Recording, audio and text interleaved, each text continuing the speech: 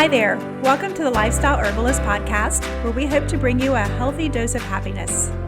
I'm your host, Dabney Vaccaro, clinical herbalist, health coach, lover of plants. And I'm Sabrina Cooper, registered culinary holistic nutritionist and herbalist. Join us as we dive into the art of herbalism, mindfulness, and healthy lifestyle practices to help you achieve a happier and healthier life. Whether you're a seasoned herbalist or just starting your wellness journey, we're here to provide you with the insights, tips, and inspiration for a more balanced and joyful existence. So grab your favorite herbal tea, sit back, and let's get a healthy dose of happiness together. Hey, welcome back. So picture this. There's a tiny, invisible gas molecule cruising through your veins right now. It dilates your blood vessels, protects your heart, it fights off gum disease, and even helps your brain stay sharp. No, it's not some sci-fi nanobot. It's actually nitric oxide, and your body literally can't function without it.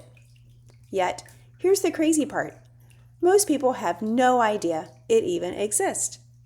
And worse, modern diets, mouthwash, and poor lifestyle habits are killing our nitric oxide levels, leading to high blood pressure, erectile dysfunction, gum disease, and even dementia.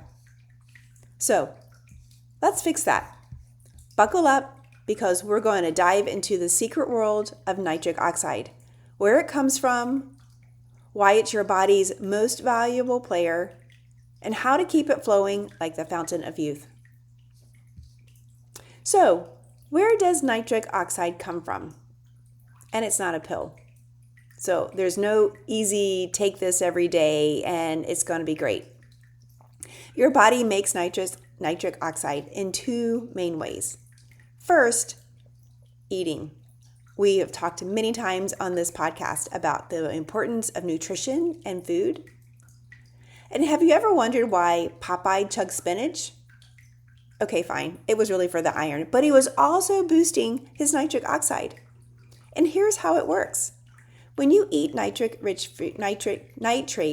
foods like beets, arugula, spinach, and celery, it feeds your friendly bacteria in your mouth, and it converts nitrates into nitrites. And these nitrates then turn into nitric oxide in your blood. And believe it or not, that conversion happens on the very back part of your tongue. Right? Really cool. But here's the plot twist. If you nuke those mouth bacteria with alcohol-based mouth rinses, you destroy your nitric oxide supply before it even gets started. More on that later. Your blood vessels have a built-in nitric oxide factory. It's an enzyme called ENOS, and that pumps out nitric oxide to keep them relaxed and flexible. The problem is that the system can break down with age, poor diet, or sitting all day, which many of us tend to do anymore. And yes, a desk job is literally stiffening your arteries. Nitric oxide is like a secret weapon. So, the reason blood vessels relax and expand is because of nitric oxide. The more nitric oxide, the better the circulation, the lower your blood pressure, and well, let's say it helps other things stay firm too. And it's like a germ-killing ninja in your mouth. So, your gums are actually loaded with lots of nitric oxide, which helps fight off bacteria that cause gum disease and bad breath.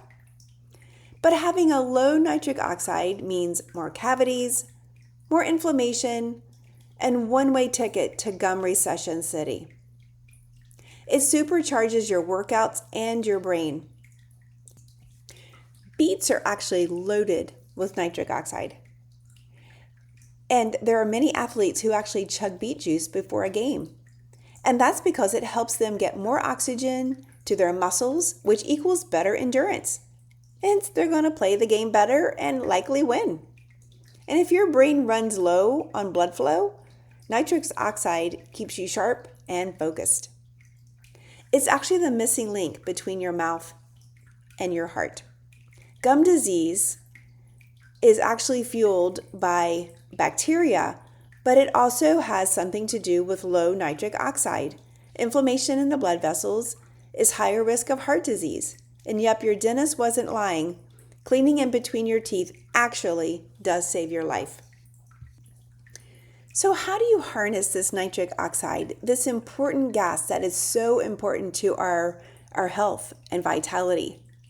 Well, beets, like I said, is the ultimate nitric oxide booster. But things like leafy greens, like spinach, arugula, kale, all are rich in nitric oxide. And even dark chocolate. So yes, there are some fun things you can have. Really, have some dark chocolate. It's loaded with nitric oxide.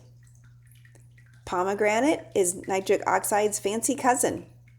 So having these things can help your body stay high and rich in nitric oxide. The other thing is stop murdering your bacteria. Lay off the alcohol mouth rinse. It kills good bacteria that make nitric oxide. It also messes with your gut microbiome as well, leading to other issues in the gut. Try oil pulling or a probiotic rinse, or things like probiotics for your mouth can be very helpful. Don't forget, we've talked about this before in our podcast about breathing. Nasal breathing is so important. That actually helps your microbiome to stay healthy. Mouth breathing dries out the saliva and reduces nitric oxide production. If you are a mouth breather, feel free to reach out to me. I have some ideas that can help you become a nasal breather again. There's also books about nitric oxide. There is also information about nasal breathing versus mouth breathing. And I would encourage you, if you're curious about just the fundamental part of it and the systemic impact of mouth breathing, look up information via Google and look at the research. Also, move your body. Often we've said use it or lose it. Well, if you don't move your body, you're going to lose your nitric oxide. Exercise equals more nitric oxide production, and sitting starves off nitric oxide, which means starves off your arteries. And get some sun. Sunlight triggers nitric oxide release from your skin. So, of course, you want to be careful that you don't get burned, but having some sun helps our conversion of vitamin D. That also helps our skin and helps our body as well and our immune system. Sometimes with our best intentions, we think that we're doing things the right way because we have listened to our doctors, our providers, our friends, we've listened to social media, and we're just trying to do the right thing to be healthy. But sometimes these healthy habits are actually wrecking your nitric oxide. There was a shocking study that showed an antibacterial mouth rinses reduces nitric oxide production by 90% in just 24 hours because it basically massacres all the nitrate converting bacteria. We need the good bacteria in our mouth, people, in order for us to have health.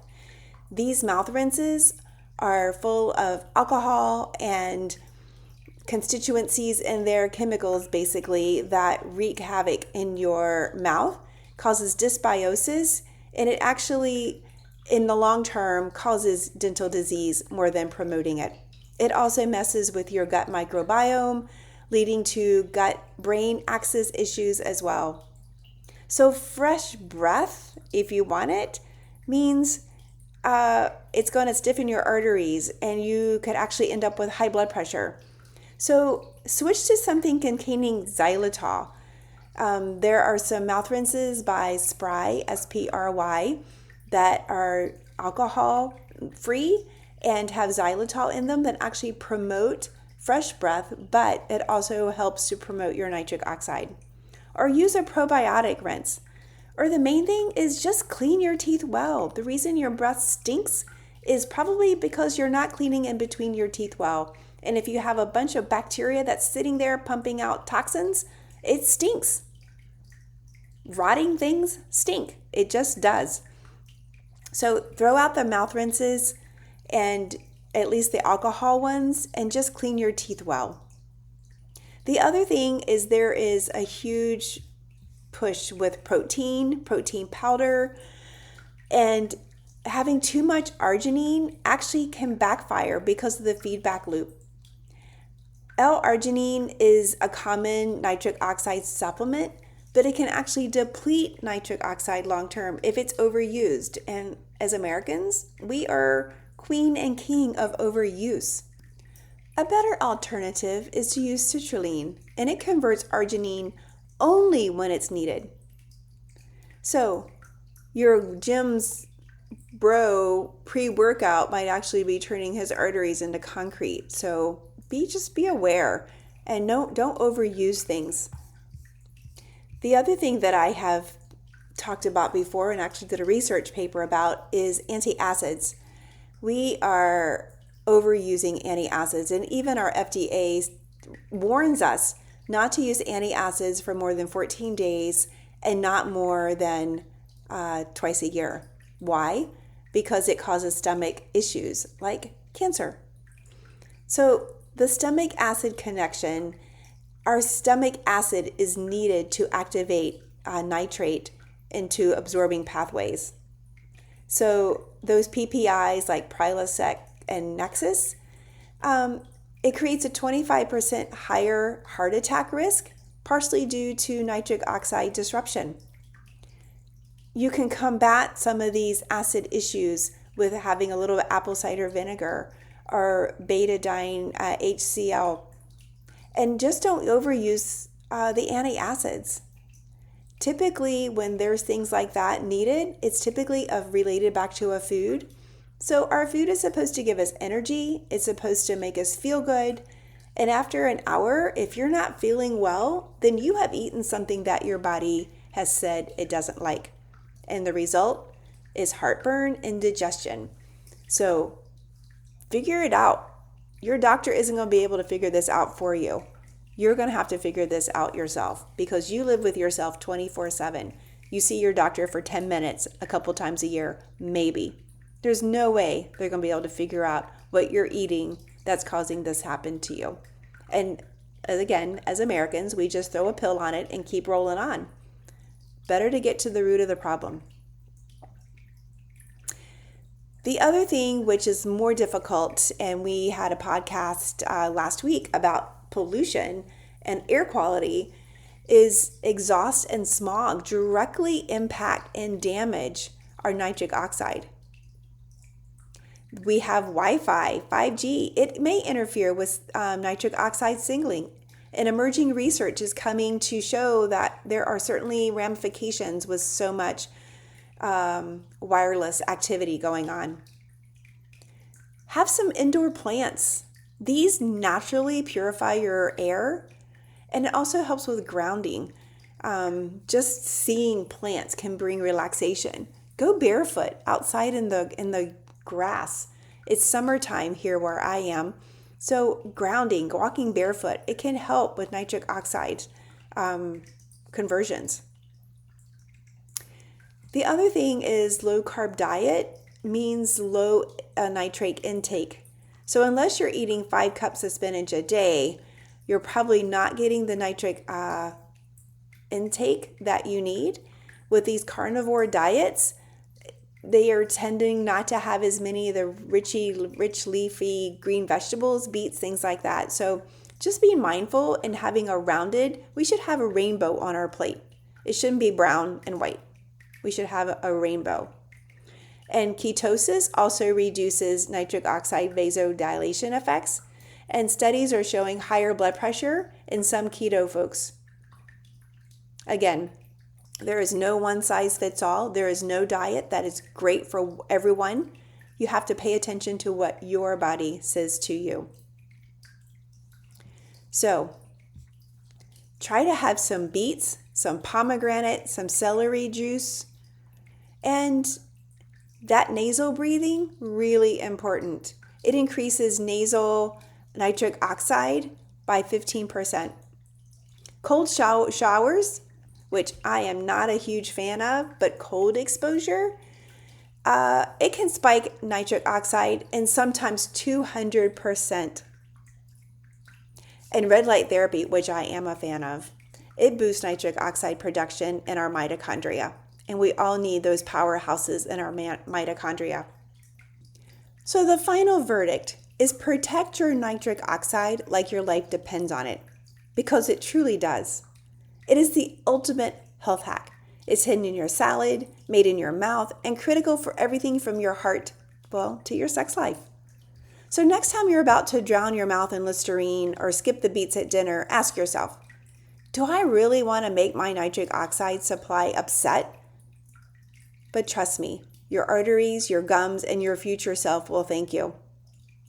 So today, try to eat one thing that has nitrates in it, like a beet smoothie, a kale salad, some arugula, and don't forget to breathe through your nose. Try remembering to breathe from your nose for the next hour. Your nitric oxide levels will start to climb, and so will your health. In weeks to come, I hope to talk more about nitric oxide and maybe talk a bit about giving you guidelines for your gut and how your gut is hijacking your nitric oxide production. The microbiome is very important in our gut as well as our mouth. If this episode resonates with you or you know someone who could benefit from this information, please feel free to pass it along. And I would love to know what you are going to incorporate differently now that you have this information on hand. Whether it's going to be a beet smoothie, celery juice, maybe a kale salad, I'd love to know what you're going to do differently. And just leave me a note in the comments. And if you need help navigating health and have questions about your oral health, systemic health, I see clients on one-on-one, and I am happy to answer any questions that you might have. So until next week, enjoy life.